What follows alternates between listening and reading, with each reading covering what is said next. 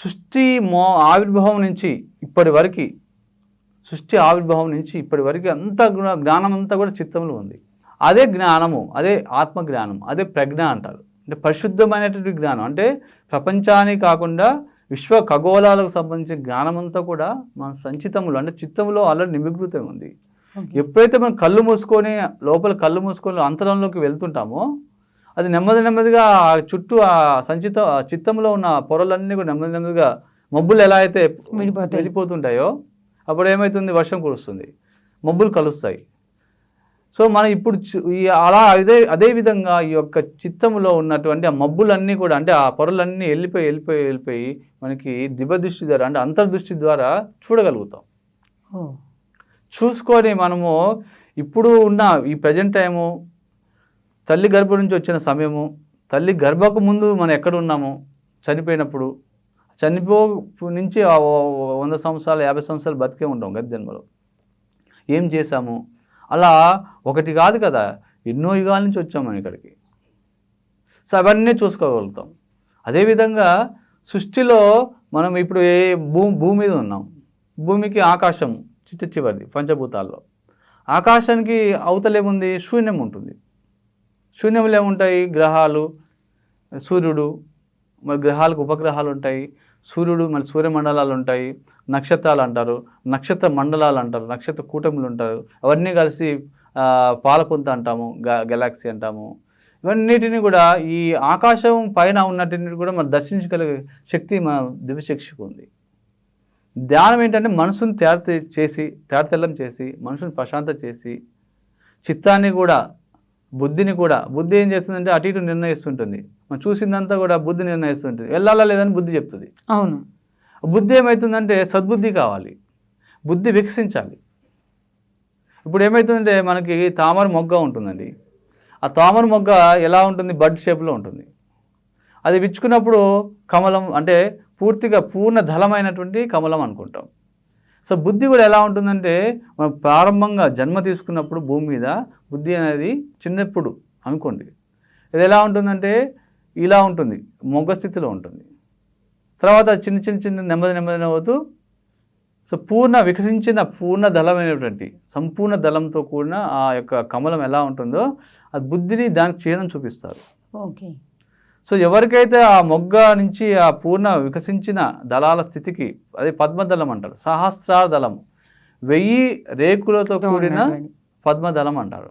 ఆ స్థితికి వచ్చిన మహానుభావులు కావచ్చు, గురువులు కావచ్చు, యోగులు కావచ్చు, మునులు కావచ్చు, తపస్సులు కావచ్చు, ఋషులు కావచ్చు, మహర్షులు, రాజర్షులు, తర్వాత బ్రహ్మర్షులు, తర్వాత దేవర్షులు, తర్వాత జగద్గురువులు, వీళ్ళందరూ కూడా అలా మొగ్గ స్థితి నుంచి పూర్ణస్థితికి వచ్చిన వాళ్ళే. ఓకే. అట్లా వాల్మీకి మహర్షి కూడా ఆయన ఒక బోయేవాడు, అలాంటిది ఆయన ఒక మహర్షి అయ్యాడు. రమణ మహర్షులు అంటాం, నారద మహర్షి అంటాం, నారద దేవర్షి అంటాం, దేవతలకు ఋషి. సో వీళ్ళందరూ కూడా తపస్సు చేసిన వాళ్ళే.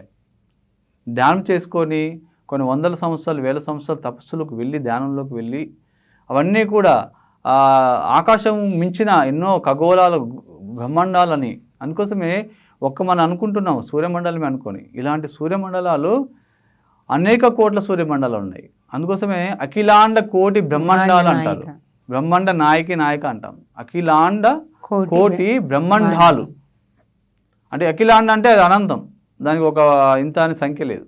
అంటే అలాంటి కోట్ల సంబంధించి ఖగోళాలు బ్రహ్మాండాలు సృష్టిలో ఉన్నాయి, ఎన్నెన్నో కిలోమీటర్లు యోజనాలు అంటారు. సో వాటన్నిటి కూడా దర్శించుకునే శక్తి మనకి దివ్యదృష్టి ద్వారా వస్తుంది. అది మనం సాధించుకోవాలి.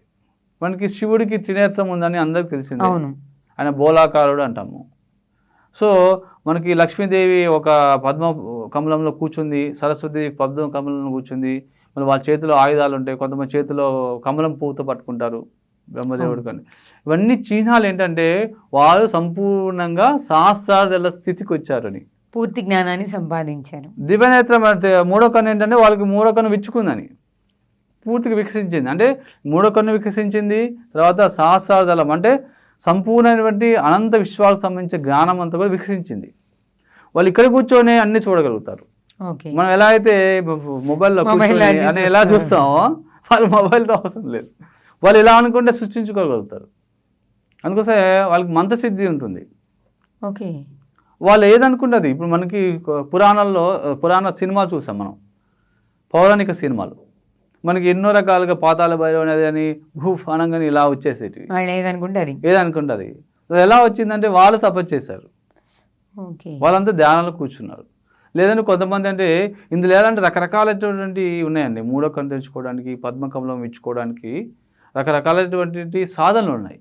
ఓకే, కొంతమంది ఏం చేస్తారంటే యంత్రం ద్వారా వెళ్తారు, కొంతమంది మంత్రం ద్వారా వెళ్తారు, కొంతమంది తంత్రం ద్వారా వెళ్తారు, కొంతమంది ధ్యానం ద్వారా వెళ్తారు, కొంతమంది ఏం చేస్తారంటే గురువుల దగ్గర శిక్షణ తీసుకొని దాన్ని పరిశోధన చేసి దాంట్లో అన్నిటిని ఫలాలు తెలుసుకొని వాటిని మళ్ళీ విడుదల చేయాలి కదా. ఇప్పుడు నేను చదువుకున్నాను, దాన్ని ఎగ్జిక్యూట్ చేయాలంటే ఏం చేయాలి, జాబ్ చేయాలి. జాబ్ చేసినప్పుడు చదువుకున్నదంతా కూడా దాన్ని మనం పరిశోధన చేసి ఎలా దాన్ని ఎగ్జిక్యూట్ చేసి ఒక అద్భుతమైన ఒక ఫలాన్ని తీసుకురావాలి. సో ధ్యానంలో కూడా అంటే ఏంటంటే నేను ఆత్మని తెలుసుకోవడమే ధ్యానం. ఓకే, ప్రతి ఒక్కరి ఆత్మని, కానీ శరీరం చూస్తున్నాం బయట, మనసుని చూడలేము. మనసుని మనం చూడలేము, లోపల బుద్ధిని చూడలేము, చిత్తాన్ని చూడలేము, అహంకారం చూడలేము, కానీ ఓన్లీ బయట ఉన్న రూపాన్ని మాత్రమే చూస్తున్నాం.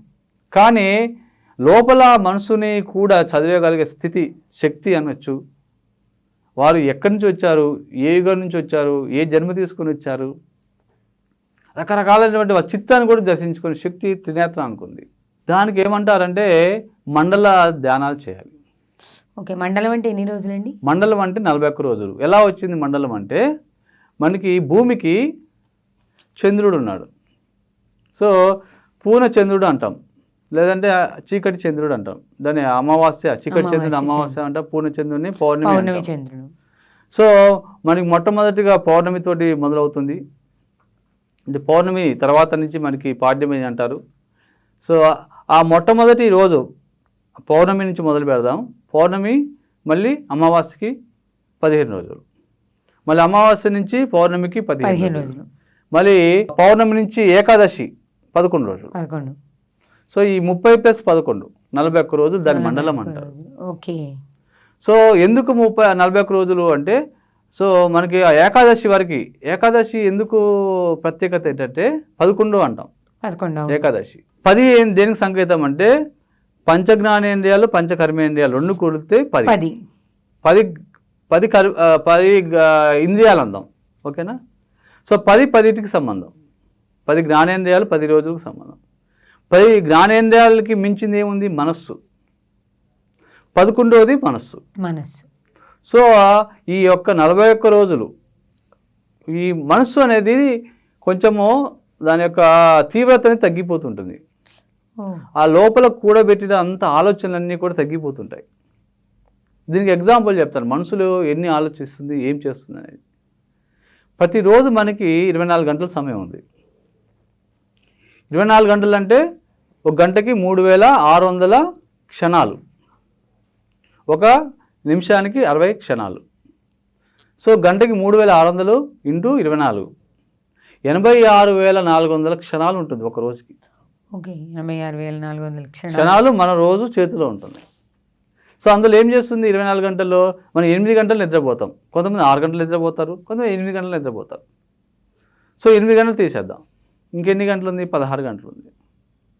సో మనకి 16 × 3600 క్షణాలు అంటే నిద్ర లేచినప్పటి నుంచి, అంటే పొద్దున 6 గంటలకు నిద్ర లేచామనుకోండి, నైట్ 12 గంటల లోపల ఈ యొక్క 18 గంటలు ఏదైతే ఉన్నాయో ఈ అన్ని గంటలు, సో అన్ని గంటలు మనము లేచి ఉన్నాం కాబట్టి మనసు పనిచేస్తుంటుంది, మనసు ఉత్తేజితం అవుతుంది.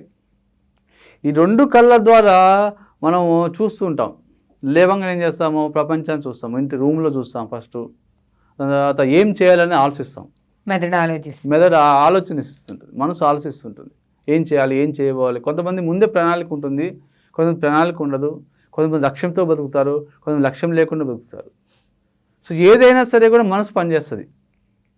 మీరు చూసినా మరి పని చేసినా పని చేయకపోయినా ఇంట్లో కూర్చున్నా సరే కూడా మనసు పనిచేస్తూనే ఉంటుంది, చేస్తూనే ఉంటుంది. మనం కూర్చొని ఉంటాం కానీ ఏం చేస్తుంది, మనసు పనిచేస్తుంది. మనం స్కూల్ కాలేజీలకు వెళ్తామండి, గురువు ఏం చేస్తుంటాడు, ఆయన పాఠాలు చెప్తుంటాడు, మనం ఏం చేస్తాం, శరీరం ఇక్కడే ఉంటుంది, ఆలోచనలు ఎక్కడెక్కడో ఉంటాయి. మనసు ఎక్కడో ఉంటుంది. అప్పుడంటే మాస్టర్ ఏమంటారంటే ఎక్కడికి ఆలోచిస్తున్నావు అంటారు. శరీరం ఇడే ఉంటుంది, మనసు ఎక్కడికి వెళ్తుంది, ఇంటికి వెళ్తుంది, లేకపోతే తల్లి దగ్గరికి వెళ్తుంది, లేదా ఫ్రెండ్స్ దగ్గరికి వెళ్తుంది. అలా అంటే మనసుకు ఎంత శక్తి ఉంది చూడండి. దాన్ని మనోవేగం అంటారు.